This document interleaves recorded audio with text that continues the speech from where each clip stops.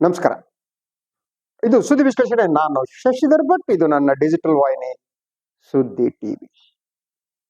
ನಿನ್ನೆ ಎರಡು ಮಹತ್ತರ ಘಟನೆಗಳು ನಡೆದು, ಅದೇನು ಅನ್ನೋದನ್ನ ಹೇಳ್ತೀನಿ. ಬಹಳ ಮುಖ್ಯವಾಗಿ ಒಂದೆಡೆ ಕನಕದಾಸ ಜಯಂತಿ. ಕನಕದಾಸರು ಕುಲ ಕುಲವೆಂದು ಏಕೆ ಹೊಡೆದಾಡುವಿರಿ, ಕುಲದ ನೆಲೆಯನ್ನೇನಾದರೂ ಬಲ್ಲಿರ. ಕಾವ್ಯ ಅದು. ಭಕ್ತಿ ಪಂಥದಲ್ಲಿ ಕನಕದಾಸರ ರೀತಿ ಕಾವ್ಯ ರಚನೆ ಮಾಡಿದ ಇನ್ನೊಬ್ಬ ವ್ಯಕ್ತಿ ಇಲ್ಲ. ಆದರೆ ಅವರಿಗೆ ಪುರಂದರದಾಸರಿಗೆ ಸಿಕ್ಕಷ್ಟು ಪ್ರಚಾರ ಅವರಿಗೆ ಸಿಕ್ಕಿಲ್ಲ. ಆದರೆ ಕನಕದಾಸರ ಪ್ರತಿಯೊಂದು ರಚನೆ ಕೂಡ ಸಮಾನತೆಯ ಸಮಾಜದ ಒಂದು ಕಲ್ಪನೆ. ಆದರೆ ಇನ್ನೊಂದು ಕಡೆ ಆಧ್ಯಾತ್ಮ. ಅವರು ಶ್ರೀಕೃಷ್ಣನ ಪರಮ ಭಕ್ತರಾಗಿದ್ರು ಕನಕದಾಸರು. ಉಡುಪಿಯ ಕೃಷ್ಣ ತಿರುಗಿದ್ನೋ ಬಿಟ್ನೋ ಗೊತ್ತಿಲ್ಲ, ಅಲ್ಲಿ ಕನಕನ ಕಿಂಡಿ ಇದೆ. ಆ ಕನಕನ ಕಿಂಡಿ ನಮ್ಮ ಜ್ಞಾನದ ಕಿಂಡಿ ಅಂತ ನಂಬಿದ್ದೇನೆ. ಅದರ ಜೊತೆಗೆ ದೈವವನ್ನ ನಮ್ಮತ್ತ ತಿರುಗಿಸುವ ಒಂದು ಮನಸ್ಥಿತಿ ಇದೆಯಲ್ಲ, ಅದು. ಸೊ ನಿನ್ನೆ ಕನಕದಾಸ ಜಯಂತಿ ಆಗಿತ್ತು. ಆ ಸಂದರ್ಭದಲ್ಲಿ ಒಂದೆಡೆ ಮುಖ್ಯಮಂತ್ರಿ ಸಿದ್ದರಾಮಯ್ಯನವರು ಮಾತನಾಡ್ತಾ ಇದ್ರು ರವೀಂದ್ರ ಕಲಾಕ್ಷೇತ್ರದಲ್ಲಿ. ಅಲ್ಲಿಂದ ಕೆಲವು ಕಿಲೋಮೀಟರ್ ದೂರದಲ್ಲಿ PES ಕಾಲೇಜ್ ಇದೆ. PES ಕಾಲೇಜಿನಲ್ಲಿ ರಾಷ್ಟ್ರೀಯ ಸ್ವಯಂ ಸೇವಕ ಸಂಘದ ಸರಸಂಘ ಚಾಲಕರಾದ ಮೋಹನ್ ಭಾಗವತ್ ಅವರು ಮಾತನಾಡ್ತಾ ಇದ್ರು. ಈ ಎರಡು ಮಾತು ಮತ್ತು ಆಚರಣೆಯ ನಡುವೆ ಇರುವ ವ್ಯತ್ಯಾಸ, ಯಾರು ಏನನ್ನ ಹೇಳಿದ್ರು ಅನ್ನೋದಿದೆಯಲ್ಲ, ಅದು ಇವತ್ತಿನ ಇಂಡಿಯಾ ಸಮಾಜದ ಈ ಕಾಂಟ್ರಾಸ್ಟ್ ಅಂತ ಏನಂತೀವಿ ಅದನ್ನು ತೋರಿಸ್ಕೊಡುತ್ತೆ. ಸಿದ್ದರಾಮಯ್ಯನವರು ತಮ್ಮ ಭಾಷಣದಲ್ಲಿ ಹೇಳ್ತಾ ಇದ್ರು, ಧರ್ಮ ಜಾತಿಯ ಹೆಸರಿನಲ್ಲಿ ಯಾರು ಸಮಾಜವನ್ನ ಒಡಿತಾರೋ ಅವರಿಂದ ದೂರ ಇರಬೇಕಾಗಿದೆ ಅಂತ ಹೇಳ್ತಾ ಸಿದ್ದರಾಮಯ್ಯನವರು ತಮ್ಮ ಭಾಷಣದಲ್ಲಿ ಬಹುಮುಖ್ಯವಾದ ಕೆಲವು ಕೊಡುಗೆಗಳ ಬಗ್ಗೆ ಮಾತನಾಡಿದರು. ಕನಕದಾಸರು ಕುರುಬ ಜನಾಂಗದಿಂದ ಬಂದವರು. ಅದರಂತೆ ವಾಲ್ಮೀಕಿ ಬೀಡ್ ಜನಾಂಗದವರು. ಸಮಾಜದ ಕೆಳವರ್ಗದವರ ಕೊಡುಗೆ ಏನಿದೆ ಅನ್ನೋದನ್ನ ಅವರೇ ತಿಳಿತಾ ಇದ್ರು. ಇನ್ನೊಂದೆಡೆ ಮೋಹನ್ ಭಾಗವತ್ ಅವರ ಭಾಷಣ. ಅವರು ಹಿಂದುತ್ವದ ಬಗ್ಗೆ ಮಾತನಾಡ್ತಾ ಇದ್ರು. ಈ ದೇಶ ಯಾವತ್ತಿಗೂ ಹಿಂದೂ ರಾಷ್ಟ್ರ ಅನ್ನುವುದು ಅವರ ಮಾತಾಗಿತ್ತು.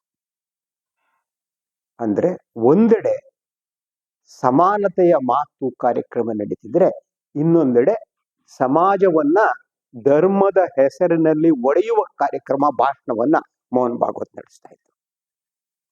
ಮೋಹನ್ ಭಾಗವತ್ ಅವರು ಇತಿಹಾಸವನ್ನ ಅರ್ಥ ಮಾಡಿಕೊಂಡ ಬಗ್ಗೆ ಯಾವುದು? RSS ಇತಿಹಾಸವನ್ನ ಹೇಗೆ ಅರ್ಥ ಮಾಡ್ಕೊಳ್ಳುತ್ತೆ? ಅವರಿಗೆ ಇತಿಹಾಸ ಮತ್ತು ಪುರಾಣದ ನಡುವೆ ವ್ಯತ್ಯಾಸವೇ ಗೊತ್ತಿಲ್ಲದ ಕ್ಷುಲ್ಲಕ ಜನ ಇವರು. ಇತಿಹಾಸ ಬೇರೆ, ಪುರಾಣ ಬೇರೆ. ಪುರಾಣ ಅನ್ನುವುದೇನಿದೆ ಅದು ನಂಬಿಕೆ, ವಾಸ್ತವ ಅಲ್ಲ.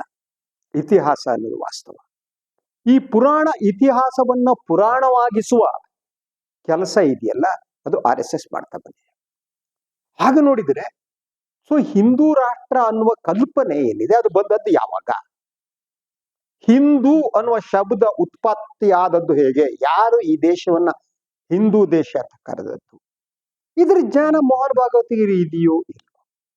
ಅದರ ಜೊತೆಗೆ ಈ ದೇಶ ಏನಿದೆ ರಾಜ ಮಹಾರಾಜರಿಂದ ಒಡೆದು ಹೋಗಿತ್ತು. ಇದು ಒಂದು ರಾಷ್ಟ್ರ ಅನ್ನುವ ಕಲ್ಪನೆ ಬಂದಿದ್ದೆ ಅದು ಬ್ರಿಟಿಷರು ಬಂದ ಮೇಲೆ. ಅದರೊಳಗೆ ಇದ್ದದ್ದು ನೂರಾರು ಸಾಮ್ರಾಜ್ಯಗಳಲ್ಲಿ ಪರಸ್ಪರ ಹೊಡ್ಕೋತಾ, ಬೆಂಕಿ ಹಚ್ಕೋತಾ, ಜಗಳ ಮಾಡ್ತಾ, ರಕ್ತಪಾತ ಮಾಡ್ತಾ. ಇದು ನಮ್ಮ ಇತಿಹಾಸ. ಪ್ರತಿಯೊಬ್ಬ ತುಂಡರಸರು, ಮಹಾರಾಜರು ರಕ್ತವನ್ನ ಹರಿಸಿದ್ರು ಇಲ್ಲಿ ಅಲ್ವಾ? ಆದ್ದರಿಂದ ಒಂದು ರಾಷ್ಟ್ರ ಅನ್ನುವ ಕಲ್ಪನೆ ಈ ದೇಶಕ್ಕೆ ಬಂದಿದ್ದು ಬ್ರಿಟಿಷರ ಬಂದ ಮೇಲೆ. ಬ್ರಿಟಿಷರ ಕಾಂಟ್ರಿಬ್ಯೂಷನ್ ಇದೆ. ಅವರು ನಮಗೆ ಶಿಕ್ಷಣವನ್ನು ಕೊಟ್ಟರು. ನಾವು ಹಾವಾಡಿಗರ ದೇಶದಿಂದ ಹಿಡಿದು ಹಾವಾಡಿಗರ ದೇಶವಾಗಿದ್ದ ಈ ದೇಶ ಇವತ್ತು IT BT ಅಂತಹ ದೇಶವಾಗಿ ಪರಿವರ್ತನೆ ಆಗಿದ್ರೆ ವಿಶ್ವದ ಭೂಪಟದಲ್ಲಿ ನಮ್ಮ ಈ ಬಹುತೇಕ ನೀವು ಅಮೆರಿಕಾದ ಸಿಲಿಕಾನ್ ವ್ಯಾಲಿಯಲ್ಲಿ ಅಲ್ಲೆಲ್ಲ ಇದ್ದವರು ಭಾರತೀಯರಾಗಿದ್ರೆ ಅದಕ್ಕೆ ಕಾರಣ ಏನು? ಅದು ವೈಜ್ಞಾನಿಕ ಮನೋಭಾವನೆ ಮತ್ತು ಶಿಕ್ಷಣವನ್ನ ಈ ದೇಶದಲ್ಲಿ ಕೊಡೋದಕ್ಕೆ ಮಾಡಿದ್ರಲ್ಲ ಬ್ರಿಟಿಷರು ಹಾಕಿದ ತಳಪಾಯ. ನಂತರ ಜವಾಹರ್ಲಾಲ್ ನೆಹರು ಅವರು ಈ ದೇಶದ ಜನರಿಗೆ ಕೊಟ್ಟಂತ ವೈಜ್ಞಾನಿಕ ಮನೋಭಾವ. ಒಂದೆಡೆ ಈ ಮೂಲಕ ನಾವು ಈ ಹಂತಕ್ಕೆ ಹೋಗಿದ್ರೆ, ಇನ್ನೊಂದೆಡೆ ಮೋಹನ್ ಭಾಗವತ್ ಅವರ ಮಾತಿದೆಯಲ್ಲ, ಅದು ಕೇವಲ ಅವ್ರ ಮಾತಲ್ಲ, ಅದು ಮೋದಿ ಅವರ ಮಾತು, ಅಮಿತ್ ಶಾ ಅವರ ಮಾತು, ಯೋಗಿ ಆದಿತ್ಯನಾಥನ ಮಾತು, ಈ ಸಣ್ಣ ಪುಟ್ಟ ಚಿಲ್ಲರೆ ಬಿಜೆಪಿ ನಾಯಕರುಗಳೇನಿದ್ದಾರೆ ಅವ್ರ ಮಾತು. ಇದು ಈ ದೇಶ ಹಿಂದೂ ರಾಷ್ಟ್ರ. ಅವ್ರು ಮಾತನಾಡ್ತಾ ಇನ್ನೊಂದು ಹೇಳಿದ್ರು, ಯಾಕೆ ಹಿಂದೂ ರಾಷ್ಟ್ರ ಅನ್ನೋದನ್ನು ವಿವರಿಸ್ತಾ, ಈ ದೇಶದಲ್ಲಿರುವ ಮುಸ್ಲಿಮರು, ಕ್ರಿಶ್ಚಿಯನ್ರು ಕೂಡ ಮೂಲಭೂತವಾಗಿ ಹಿಂದೂಗಳಾಗಿದ್ದರು. Yes, I agree for that, ಅದು ಒಪ್ಕೋತೀನಿ. ಅವರು ಹಾಗಿದ್ರೆ ಹಿಂದೂಗಳಾಗಿದ್ದವರು ಕ್ರಿಶ್ಚಿಯನ್ ಮತ್ತು ಇಸ್ಲಾಂ ಧರ್ಮಕ್ಕೆ ಯಾಕೆ ಮತಾಂತರಗೊಂಡರು? ಮೋಹನ್ ಭಾಗವತರೇ, ಈ ಬಗ್ಗೆ ತಾವು ಉತ್ತರ ಕೊಡ್ತೀರಾ? ನಿಮ್ಮಲ್ಲಿದಾರಲ್ಲ ಎಲ್ಲ ಪ್ರಚಾರಕರು, ಸಂಘದ ಚಾಲಕರು, ಪಾಲಕರು, ಮಾಲಕರು, ಉತ್ತರ ಕೊಡ್ತೀರಾ? ಯಾಕೆ ಮತಾಂತರ ನಡೀತಿ ದೇಶದಲ್ಲಿ? ಯಾಕೆ ಇವತ್ತಿಗೂ ಮತಾಂತರ ನಡೀತಾ ಇದೆ? ಯಾಕೆ? ಅದಕ್ಕೆ ಈ ಪ್ರಶ್ನೆಗೆ ಉತ್ತರ ಬೇಕಲ್ಲ. ಯಾಕೆ ಮತಾಂತರ? ಒಂದು, ಹಿಂದೂ ಧರ್ಮ ಅಂತ ನೀವೇನು ಹೇಳ್ತೀರಿ, ಈ ಧರ್ಮದ ಒಳಗಡೆ ಇರುವ ತಾರತಮ್ಯ, ಜಾತೀಯತೆ, ಇದು ಎಲ್ಲದರ ಕಾರಣದಿಂದಾಗಿ ಸಮಾಜದ ಕೆಳವರ್ಗದ ಜನ ಭ್ರಾತೃತ್ವಕ್ಕಾಗಿ ಇಸ್ಲಾಂ ಧರ್ಮಕ್ಕೆ ಪರಿವರ್ತನೆ ಆದರು. ಹಾಗೇನೆ ಕ್ರಿಶ್ಚಿಯಾನಿಟಿಗೆ. ನಾನು ಬಹಳ ಸಂದರ್ಭದಲ್ಲಿ ಹೇಳ್ತೀನಿ, ಭಾರತದ ಭಕ್ತಿ ಪಂಥಕ್ಕೂ ಕ್ರಿಶ್ಚಿಯಾನಿಟಿಗೂ ವ್ಯತ್ಯಾಸ ಇಲ್ಲ ಅಂತ. ಸೊ ಸಬ್ಮಿಷನ್ ಟು ಗಾಡ್ ಅನ್ನೋದೇನಿದೆಯಲ್ಲ, ಅದು ನಮ್ಮ ಭಕ್ತಿ ಪಂಥದಲ್ಲಿದ್ದದ್ದು. ಈವನ್ ಕನಕದಾಸರು ಸಬ್ಮಿಷನ್ ಟು ಗಾಡ್ ಅನ್ನೋದನ್ನ ನಂಬ್ತಾ ಇದ್ರು, ದೇವರಿಗೆ ಸಮರ್ಪಿಸಿಕೊಳ್ಳುವುದು. ಹಾಗೇನೆ ಕ್ರಿಶ್ಚಿಯಾನಿಟಿ ಕೂಡ ಅದನ್ನೇ ಹೇಳುತ್ತೆ. ಕ್ರಿಶ್ಚಿಯಾನಿಟಿಯಲ್ಲಿ ಮತ್ತೆ ನೋಡಿ, ಅವರ ವಾರದಲ್ಲಿ 1 ದಿನ ಕ್ರಿಶ್ಚಿಯನ್ರು ಹೋಗ್ಬಿಟ್ಟು ಪ್ರಾರ್ಥನೆ ಸಲ್ಲಿಸ್ತಾರೆ. ಉಳಿದ ದಿನ ತಮ್ಮ ಬದುಕನ್ನ ಕಟ್ಟಿಕೊಳ್ಳೋದಕ್ಕೆ ಹೋಗ್ತಾರೆ. ನಾವು ಹಂಗ್ ಮಾಡಲ್ಲ. ನಾವು ಕೇವಲ ಹಬ್ಬ ಹರಿದಿನಗಳಲ್ಲಿ ನಮ್ಮ ಬದುಕನ್ನು ಸಂಪೂರ್ಣ ಕಳೆದ್ಬಿಡ್ತೀವಿ. ಅಂದ್ರೆ ಧರ್ಮ ಅನ್ನುವುದು ನಮಗೆ ಭ್ರಮೆ ಅಂತ, ಅದೊಂದು ಅಪೀಮಾಗಿ ಬಳಸಲಾಗುತ್ತೆ ದೇಶದಲ್ಲಿ. ಧರ್ಮ ಅನ್ನುವುದು ಅಪೀಮ. ಆ ಕೆಲಸವನ್ನ RSS ಅಂತ ಸಂಘಟನೆಗಳು ಮಾಡ್ತಾ ಇವೆ. ಸೊ ಮೋಹನ್ ಭಾಗವತ್ ಮತ್ತು RSS ಸಂಘಟನೆ ಅವರು ಅಪಾಯಕಾರಿಯಾದ ಒಂದು ಮನಸ್ಥಿತಿಯನ್ನು ಹೊಂದಿವೆ. ಅವರ ಮನಸ್ಥಿತಿ ಅಪಾಯಕಾರಿಯಾದ. ಈ ದೇಶ ಹಿಂದೂ ರಾಷ್ಟ್ರ ಅಂತ ಹೇಳೋದಿದೆಯಲ್ಲ, ಆ ಮೂಲಕ ಅವರು ಈ ಏಕತೆ ಮತ್ತು ಅನೇಕತೆ ಇದರ ನಡುವಿನ ವ್ಯತ್ಯಾಸ ಇದೆಯಲ್ಲ, ಅದು ಏನು ಅನ್ನೋದನ್ನ ಮರೆ. ಅಂದರೆ ಇವರಿಗೆಲ್ಲರೂ ಒಂದು, ಈ ದೇಶದಲ್ಲಿ ಇದು ಹಿಂದೂ ರಾಷ್ಟ್ರ ಅಂದ್ರೆ ಧರ್ಮ ಹಿಂದೂ ಧರ್ಮ ಮಾತ್ರ. ಉಳಿದ ಧರ್ಮವನ್ನು ಅವರು ದ್ವೇಷಿಸ್ತಾರೆ, ಉಳಿದ ಧರ್ಮಗಳಿಗೆ ಬೆಂಕಿ ಹಾಕ್ತಾರೆ. ನಮ್ಮ ಧರ್ಮ ಮಾತ್ರ ಶ್ರೇಷ್ಠ. ಅವರ ಧರ್ಮ ಯಾವುದು ಈ ಶ್ರೇಷ್ಠತೆಯದ್ದು? ನಾನು ಈ ತಮ್ಮನೆಲ್ಲ ಒಂದು ಫೋಟೋ ಹಾಕಿದ್ದೇನೆ. ಮೋಹನ್ ಭಾಗವತ್ ಅವರು ಕೈ ಮುಗಿತಾ ನಿಂತಿದ್ದಾರೆ. ಅಲ್ಲಿ ಒಂದು 2-3 ಜನ ಈ ವೈದಿಕ ಪರಂಪರೆಯವರು ಕಾಣ್ತಾರೆ. ಅವರ ಜನಿವಾರ ಕಾಣುತ್ತೆ. ಮೋಹನ್ ಭಾಗವತ್ ಈಸ್ ರಿಪ್ರೆಸೆಂಟಿಂಗ್ ಜನಿವಾರ. ಅವರು ಪ್ರತಿನಿಧಿಸುವುದು ಜನಿವಾರವನ್ನು.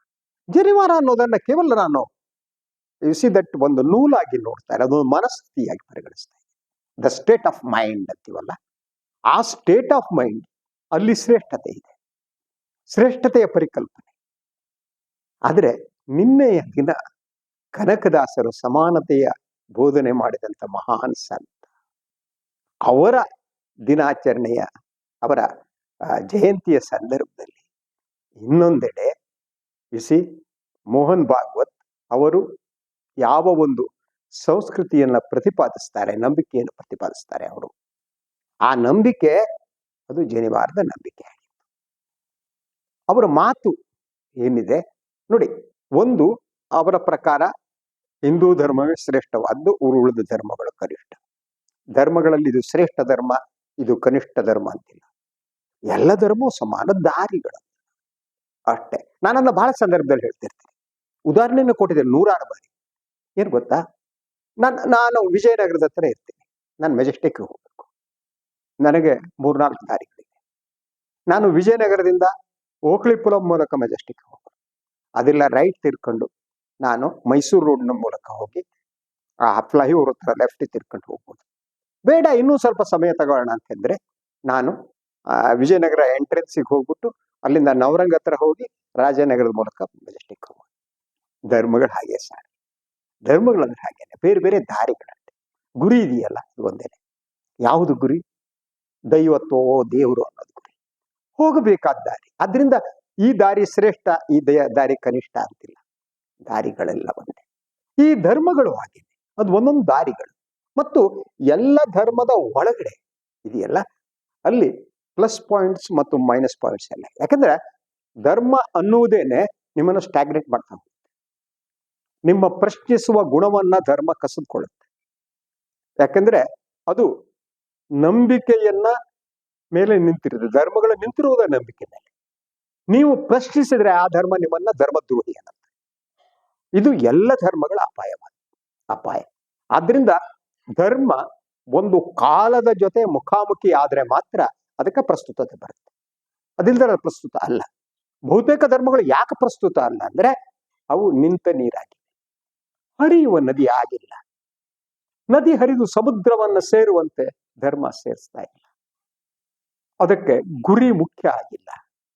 ಧರ್ಮಗಳಿಗೆ ಗುರಿ ಮುಖ್ಯ ಆದ್ರೆ ಆಗ ವರ್ತಮಾನ ಅದು ಬೇರೆ ರೀತಿ ಇರುತ್ತೆ. ಇವರಿಗೆ ಗುರಿ ಅನ್ನೋದು ಮುಖ್ಯ ಅಲ್ಲ, ದಾರಿ ಮಾತ್ರ ಮುಖ್ಯ. ಆದ್ರೆ ಗುರಿಯ ಬಗ್ಗೆ ಯೋಚನೆ ಮಾಡದೆ ದಾರಿಯ ಬಗ್ಗೆ ಯೋಚನೆ ಮಾಡೋ ಒಂದು ಮೂರ್ಖ. ಆ ಮೂರ್ಖತನ ಎಲ್ಲ ಧರ್ಮಗಳು ಒಳಗಡೆ ಇದೆ. ಸೊ ಮೋಹನ್ ಭಾಗವತ್ ಅವರ ನಿನ್ನೆ ಭಾಷಣವನ್ನ ನಾನು ಗಮನಿಸಿದಾಗ ಅನಿಸಿದ್ದು, ಒಂದು ಅವರ ಎಜೆಂಡಾ ಏನಿದೆಯಲ್ಲ, ಅದು ಧರ್ಮ ಅಂದ್ರೆ ಹಿಂದೂ ಧರ್ಮ, ಭಾಷೆ ಅಂದ್ರೆ ಹಿಂದಿ ಮಾತ್ರ, ಸಂಸ್ಕೃತಿ ಅಂತ ಆದ್ರೆ ಧರ್ಮವೇ ಅವ್ರಿಗೆ ಸಂಸ್ಕೃತಿ ಬೇರೆ ರೀತಿ ನೋಡಕ್ಕೂ ಸಾಧ್ಯ ಆಗಲ್ಲ ಅವ್ರಿಗೆ. ಒಂದೇನೆ ಅಂದ್ರೆ ಅದರ ಜೊತೆಗಷ್ಟೇ ಅಲ್ಲ, ಆಹಾರ ಪದ್ಧತಿಯಲ್ಲಿ ಶ್ರೇಷ್ಠ ಕನಿಷ್ಠ ಅಂದ್ರೆ ಹೇಗೆ ವೈದಿಕ ಧರ್ಮ ಶ್ರೇಷ್ಠ ಮತ್ತು ಕನಿಷ್ಠದ ಮೇಲೆ ನಿಂತಿದೆಯೋ, ಮೋಹನ್ ಭಾಗವತ ಮನಸ್ಥಿತಿ ಕೂಡ ಮತ್ತು ಶ್ರೇಷ್ಠತೆ ಮತ್ತು ಕನಿಷ್ಠದ ನಡುವೆ ನಿಂತಿದೆ. ಅವರಿಗೆ ತಾವು ಶ್ರೇಷ್ಠ, ಉಳಿದವರು ಕನಿಷ್ಠ ಅಲ್ವಾ? ಅವ್ರ ಶ್ರೇಷ್ಠತೆಯಲ್ಲೂ ಕೂಡ ಬಹಳ ಕ್ಲಾಸಿಕ್ ಅದೇ ಗೊತ್ತಾ, ಅವರು RSS ಗೆ ಅವರು ಸರಸಂಘ ಚಾಲಕರೆಲ್ಲ ಬ್ರಾಹ್ಮಣರಾಗಿರ್ತಾರೆ. ಬ್ರಾಹ್ಮಣರಲ್ಲೂ ಕೂಡ ಚಿತ್ಪಾನ್ ಭಾವನರು ಶ್ರೇಷ್ಠ. ಯಾಕಂದ್ರೆ RSS ಅನ್ನ ದಟ್ ಸ್ಥಾಪನೆ ಮಾಡಿದವರು ಅವ್ರಿಗೆ ಚಿತ್ಪಾನ ಬ್ರಾಹ್ಮಣರು, ಅವ್ರದ್ದೇ ಸಂಘಟನೆ. ಆದರೆ ಈಗ ಎಲ್ಲೆಡೆ ಭ್ರಮೆಯನ್ನ ಬಿತ್ತುತ್ತಾ ಜನರನ್ನು ಮೋಡಿ ಮಾಡ್ತಾ ಮೋಸ ಮಾಡ್ತಾ ಅವರನ್ನ ಅಟ್ರಾಕ್ಟ್ ಮಾಡ್ತಾರೆ. ಈಗ ಅವರಿಗೆ ಪ್ರಭುತ್ವದ ಆಶೀರ್ವಾದ ಸಿಕ್ಕಿದೆ. ಅಂದ್ರೆ ಮೋಹನ್ ಭಾಗವತ್ ಆಗಲಿ ಮೋದಿ ಆಗಲಿ ಇವ್ರ ನಡುವೆ ಯಾವ ವ್ಯತ್ಯಾಸ ಇಲ್ಲ. ಅವರ ಎಜೆಂಡಾ ಒಂದೇನೆ. ಅವರ ಎಜೆಂಡಾ ದಟ್ ಮೂಲಭೂತವಾಗಿ ಈ ಶ್ರೇಷ್ಠತೆ, ಈ ಕಲ್ಪನೆ ಇದೆಯಲ್ಲ, ಅದು ಬಂದಿದ್ದು ಹಿಟ್ಲರ್ನಿಂದ. ಜ್ಯೂಸ್ ಯಹೂದಿಗಳಿಗೆ ಅಂತ ಶ್ರೇಷ್ಠತೆಯ ಭ್ರಮೆ ಇದೆ. ಸೊ ಈ ಶ್ರೇಷ್ಠತೆಯ ಭ್ರಮೆ ಈ ನೇತನ್ಯಾಹುನಂತವರು ತಂದು ಮುಂದುವರಿಸ್ತಾರೆ. ಆದ್ರಿಂದ ಇಸ್ರೇಲ್ನ ನೇತನ್ಯಾಹು ಏನಿದ್ದಾರೆ ಅವರಿಗೆ ಮೋದಿ ಅಂದ್ರೆ ಬಹಳ ಇಷ್ಟ. ಮೋದಿ ಅವರಿಗೆ ನೇತನ್ಯಾಹು ಅಂದ್ರೆ ಇಷ್ಟ. ಮೋಹನ್ ಭಾಗವತರಿಗೆ ಯಾರು ಇಸ್ರೇಲ್ಗಳ ಯಹೂದಿ ಬಹಳ ಇಷ್ಟ. ಯಾಕೆಂದ್ರೆ ಅವರು ಶ್ರೇಷ್ಠತೆಯಲ್ಲಿ ಭ್ರಮೆಯಲ್ಲಿ ಬದುಕ್ತಾರೆ ಮತ್ತು ಅವರು ಇನ್ನೊಂದು ಧರ್ಮದವರನ್ನ ಹತ್ಯಾಕಾಂಡ ಮಾಡ್ತಾರೆ, ಸಾವು ನಾಟ್ಯವಾಡುವಂತೆ ಮಾಡ್ತಾರೆ, ಜೀವಕ್ಕೆ ಬೆಲೆ ಇಲ್ಲದಂತೆ ಮಾಡ್ತಾರೆ. ಆದ್ದರಿಂದ ಇವರಿಗೆ ಅವರೊಂದು ಇಷ್ಟ, ಅವರಿಗೆ ಇವರು ಒಂದು ಇಷ್ಟ. ಸೊ ಮೋಹನ್ ಭಾಗವತರ ಭಾಷಣವನ್ನು ಕೇಳಿದಾಗ, ಅವರ ಮನಸ್ಥಿತಿಯನ್ನ ನೋಡಿದಾಗ ನನಗೆ ಹಿಟ್ಲರ್, ಮುಸ್ಸೋಲಿನಿ ಮೊದಲಾದವರು ನೆನಪಾಗ್ತಾರೆ. ಹಾಗೆ ನರೇಂದ್ರ ಮೋದಿ, ಅಮಿತ್ ಶಾ ಅವರು ಕೂಡ ನೆನಪಾಗ್ತಾರೆ. ನಾನು ಏನ್ ಹೇಳ್ಬೇಕು ಅನ್ನೋದನ್ನ ತಮಗೆ ತಲುಪಿಸಿದ್ದೀನಿ ಇವತ್ತು ಅಂದ್ಕೊಂಡಿದ್ದೀನಿ. ಎನಿವೆ, ಮತ್ತೆ ನಾನು ಇವತ್ತಿನ ಈ ಮಾತನ್ನ ಕನಕದಾಸರ ಆ ಒಂದು ಇದರೊಂದಿಗೆ ಮುಕ್ತಾಯ ಮಾಡ್ತೀನಿ. ಕುಲವೆಂದು ಏಕೆ ಹೊಡೆದಾಡುವಿರಿ, ನಿಮ್ಮ ಕುಲದ ನೆಲೆಯನ್ನೇನಾದರೂ ಬಲ್ಲಿರ. ಧರ್ಮ ಅಂತ ಏಕೆ ಹೊಡೆದಾಡುವಿರಿ, ನಿಮ್ಮ ಧರ್ಮದ ನೆಲೆಯನ್ನ ನೀವೇನಾದರೂ ಬಲ್ಲಿರ. ಮೋಹನ್ ಭಾಗವತರೇ, ಈ ಪ್ರಶ್ನೆಗೆ ನನಗೆ ಉತ್ತರ ಬೇಕು. ಇದು ಇವತ್ತಿನ ಸುದ್ದಿ ವಿಶ್ಲೇಷಣೆ. ಇನ್ನೊಂದು ವಿಚಾರದಾಗ ಮತ್ತೆ ಬರ್ತೀನಿ. ನಾನು ವಾಹಿನಿಯನ್ನು ಲೈಕ್ ಮಾಡಿ, ಸಬ್ಸ್ಕ್ರೈಬ್ ಮಾಡಿ, ಬೆಲ್ ಐಕಾನ್ ಪ್ರೆಸ್ ಮಾಡೋದಕ್ಕೆ ಮರಿಬೇಡಿ. ಹಾಗೆ ಸಾಧ್ಯ ಆದರೆ ಸಹಾಯ ಮಾಡಿ. ಎಲ್ಲರಿಗೂ ನಮಸ್ಕಾರ.